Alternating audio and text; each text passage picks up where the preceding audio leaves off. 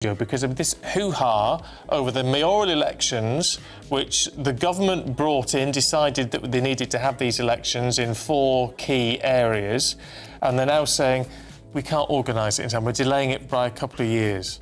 Yes, and this has happened before. I remember last year, Reform were absolutely furious because a whole load of local elections were being delayed. I mean, they did incredibly well anyway, didn't they, as we know? Sorry, that was this year, wasn't it? The world It's politics going, is so crazy now. And also, by the time you've got to December, it's difficult to remember whether it was this year or last year. But what we're talking about now is these are 4 new mayoral posts.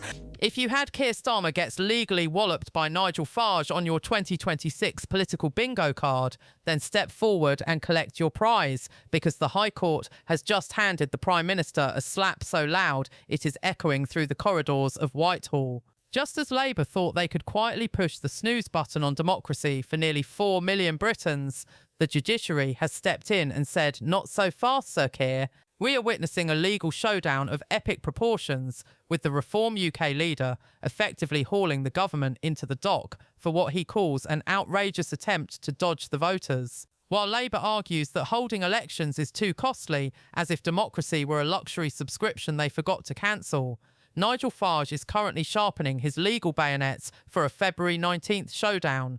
The establishment is terrified. The polls are looking like a horror movie for the Red Team, and for the first time in a long time, the government is finding out that you cannot just reorganise your way out of a public drubbing.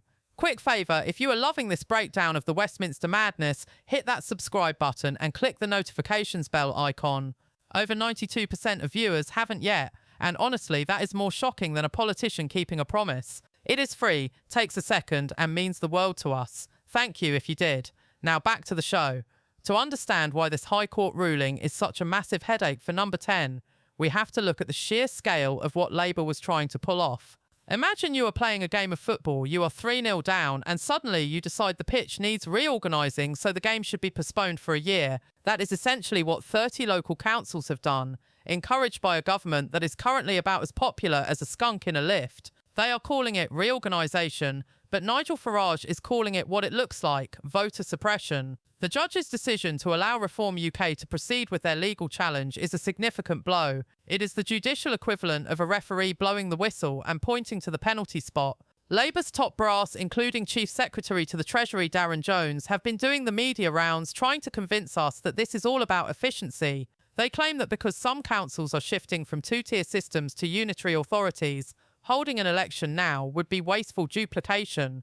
One, it is a classic bit of Treasury logic. We cannot afford to let you vote because we are too busy spending your money on reorganising the boxes your money is kept in. But the High Court has essentially said that the right to vote is not something that can be traded for a bit of administrative convenience. By scheduling the full legal showdown for February 19th and 20th, the court has ensured that Starmer cannot simply sweep this under the rug. Reform UK is arguing that millions of people are being denied their fundamental right to have a say in how their local area is run. It is a bold, high-stakes move that has put the government on the defensive, and the nasty slap from the court is just the beginning. Now, why would Labour be so keen to delay these votes? Is it really about council boundaries and cost-cutting?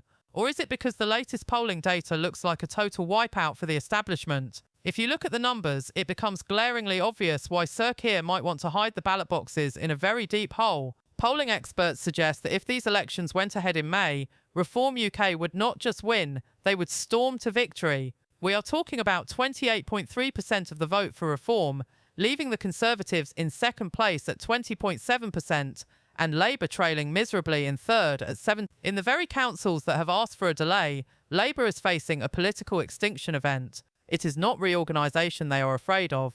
It is the reorganisation of the House of Commons that follows a local election massacre. Now, the fact that we've been told that the county council elections will go ahead just 1 year late is a good thing, not a bad thing. But the fact that these mayoral contests are to be postponed for a further 2 years is monstrous, given firstly that the electorate were told they would go ahead, given the amount of money that's been spent in preparing for them. But there's another factor I think we should consider. My voters in Clacton will now be expected and asked to vote in 2026, in 2027, and in 2028. Forgive me, but they might be getting slightly confused as to what's going on in local government. Well, it is a local government reorganisation. I have to say, it's one personally that I'm completely opposed to. Nigel Farage has been typically punchy, stating that the establishment are terrified because they know reform would win. And he is not wrong.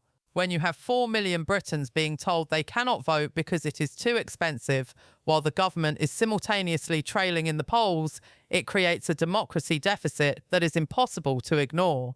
Labour is effectively trying to buy time, hoping that by 2027 or 2028, the public will have forgotten about the tax hikes and the sluggish growth.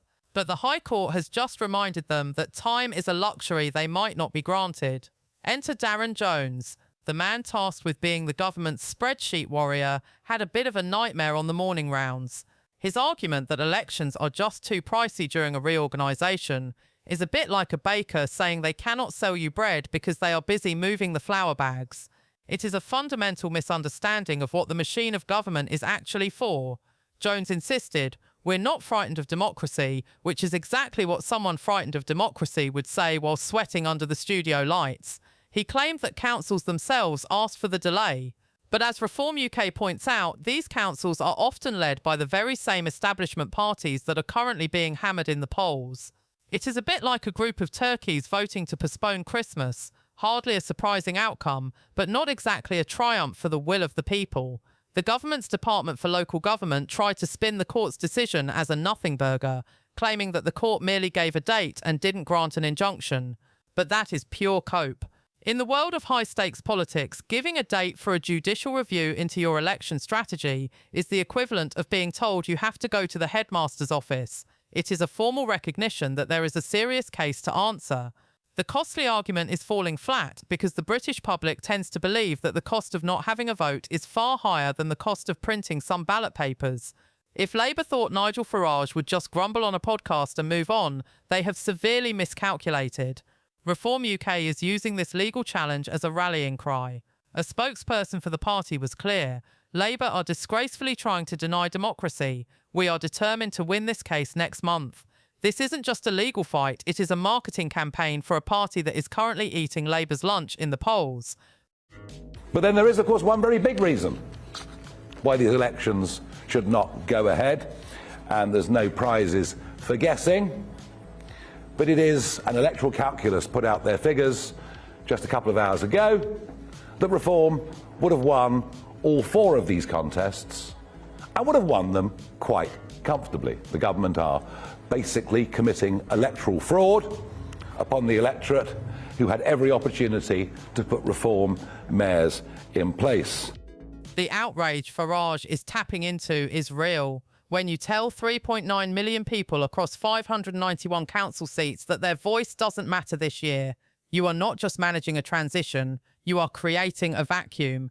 And as we know, in politics, Nigel Farage is the king of filling vacuums. By taking this to the High Court, Reform has moved from being a protest party to a protector of the Constitution. It is an effortless bit of clever positioning that leaves Starmer looking like the very sludge in Whitehall he once promised to clear out. The suspense is building toward February 9th. If the court rules that the delay is unlawful, Labour will be forced into a humiliating U-turn and a set of elections they are almost certain to lose. If the government wins, they still have to deal with the perception that they are afraid of the voters. It is a lose-lose scenario for number 10, manufactured entirely by their own desire to avoid a nasty result. The fundamental tension here is between the administrative state and the democratic will. The government wants everything to be neat, tidy and unitary. They want to merge councils, reduce the number of councillors and streamline services.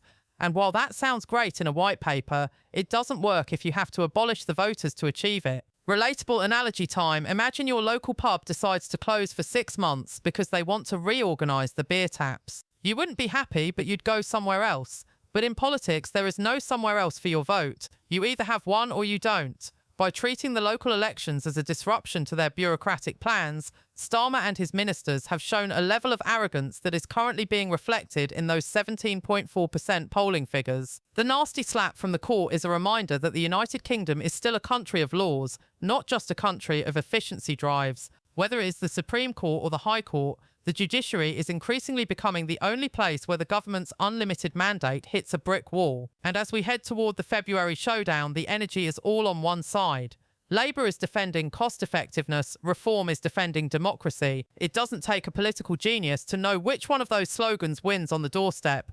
Thank you for watching The British Report. If you want to stay informed on how this legal battle unfolds and whether Nigel Farage can actually force Sir Keir Starmer to the polls, make sure to hit that like button. We will be tracking this story every step of the way. See you in the next one.